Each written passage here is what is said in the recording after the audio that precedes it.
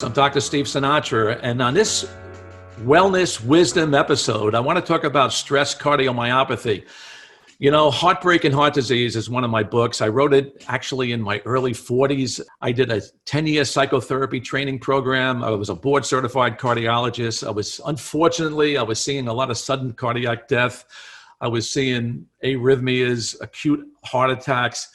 And I noticed an association. For example, after bereavement, the loss of a loved one, or the loss of economic stability, and the list goes on, I would see these acute cardiac cases. It was just absolutely amazing.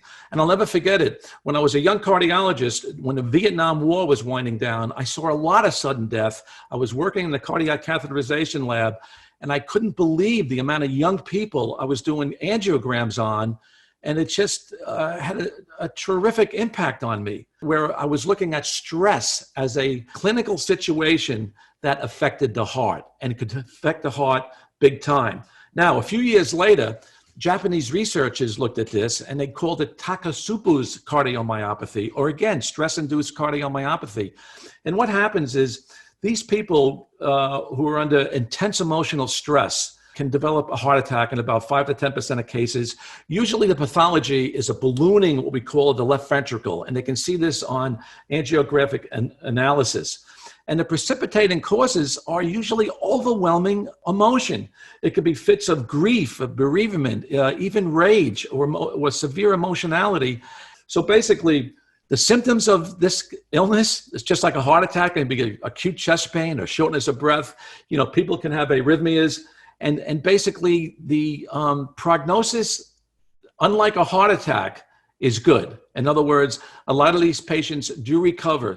My tip of the day on this is that, you know, if you lose a close one, especially during COVID-19, or you have somebody very close to you who is severely ill, just try to breathe, cry, have your emotions, you know, don't hold anything in. And the best thing you can do, in my opinion, as a psychotherapist and as a board-certified cardiologist, is when you're under severe emotional stress, you have this impending situation of doom, you feel like you're trapped, you can't get out of it, you could be losing a loved one, try to let down on your feelings, cry, allow the tears to come out. If you can release the heartbreak, you know, through your tears where it doesn't cause acute heart disease, that's my tip of the day.